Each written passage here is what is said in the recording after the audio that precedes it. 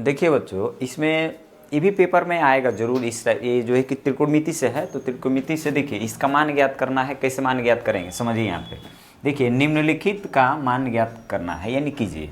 और देखिए ये जो प्रश्न लिखे हैं यूपी जो है कि 2020 में भी ये आ चुका है, तो आएगा भी।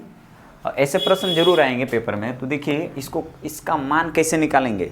इसका मान निकालने के लिए सबसे पहले आपको क्या करना रहेगा, इसमें इन सब का मान देखिए, cos 0 अंश का मान, साइन 45 अंश का मान लिखा हुआ है ना इस प्रकार से। तो सबका मान याद होना चाहिए। यदि याद नहीं रहेगा तो नहीं कर पाएंगे। इतना क्लियर है, तो याद करना पड़ेगा। इसका मान याद करना पड़ता है। सब टेबल में सारणी में सब कुछ दिया हुआ है। तो देखिए इसको मतलब ऐसे जो है कि प्रश्न को, क्वेश्चन को किस प्रकार से सॉल्व करेंगे, ध्यान दीजिए यहाँ पे, समझिए। तो देखिए ये कॉस लिखा हुआ है ना, तो कॉस 0 अंश का मान देखिए, इसका मान निकालना है। तो चलिए हम लोग इसको सॉल्व करते हैं। तो देखिए किस प्रकार से सॉल्व किया जा रहा है, ध्यान से आप लोग देखते रहिए, समझते रहिए। देखिए कॉस जो है 0 अंश का मान यहाँ पे लिखिए आप, कॉस 0 अंश का मान। कॉस 0 अंश का मान होता है 1। कितना होगा? 1। ये ब्रैकेट में है तो ब्रैकेट में लिखिएगा 1। फिर देखिए प्लस है तो प्लस लिखिए, और साइन देखिए 45 अंश है, साइन 45 अंश।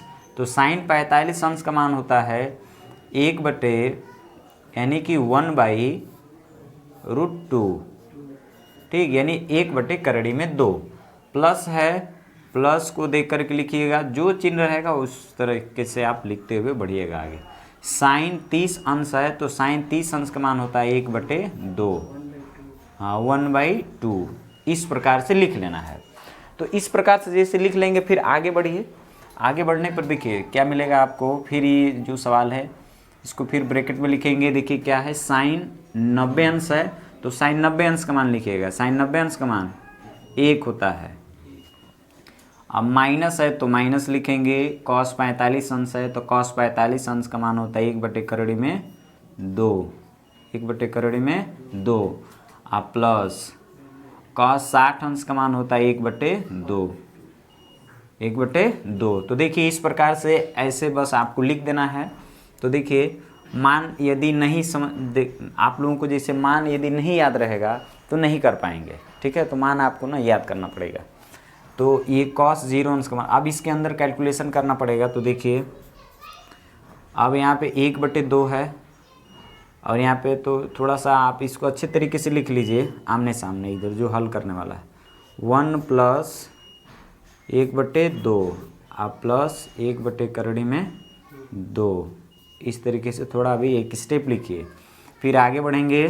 फिर 1 इसको इधर लिखिए प्लस 1/2 और माइनस 1/2। तो इसको ऐसे भी लिख सकते हैं।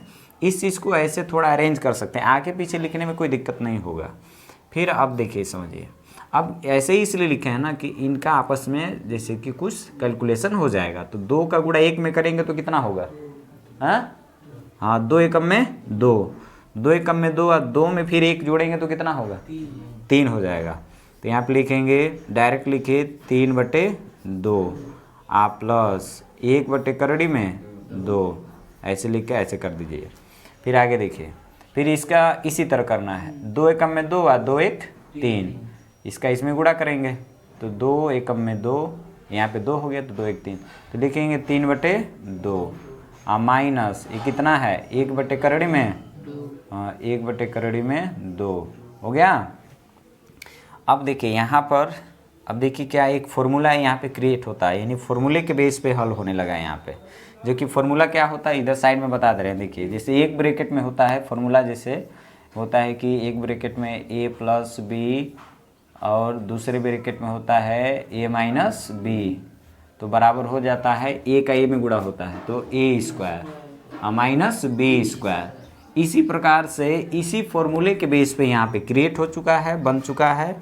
तो अब क्या करेंगे, उसी तरह करेंगे। तो देखिए 3 का 9 गुणा 3 में ही करेंगे, कितना हो जाएगा 9, और 2 का 2 में करेंगे तो 4 हो गया। अब देखिए प्लस का माइनस में करेंगे तो माइनस, 1 का 1 में करेंगे तो 1, और करड़ी 2 का गुणा करड़ी 2 में करेंगे तो 2 होगा। क्या होगा, 2, करड़ी कैंसिल हो जाती है। अब देखिए अब आपस में इन सब का मल्टीप्लाई में यानी कि कैलकुलेशन करना है। तो देखिए 4 और 2 का लॉसा निकालेंगे तो कितना होगा, 4 होगा ना। तो 4 एकम में 4 होगा, तो 9 में 1 से गुणा करेंगे तो 9 एकम में 9 होगा। माइनस है तो माइनस लगा लेना है। 2 से 4 में भाग करेंगे, 2 से 4 में यदि भाग करते हैं तो कितना होगा, 2 दूना के 4, तो 2 एकम में ऊपर 2 से गुणा करना, 2 एकम में 2। अब देखिए क्या हुआ, 9 में से 2 घटा दीजिए, 7/4। तो देखिए ये ही आंसर हो गया, 7/4, ये इसका आंसर है। तो देखिए यहाँ से यहाँ तक जो सवाल था उसका जो है आंसर यहाँ पे आया, यानी उसका मान ये होगा, ये आंसर है।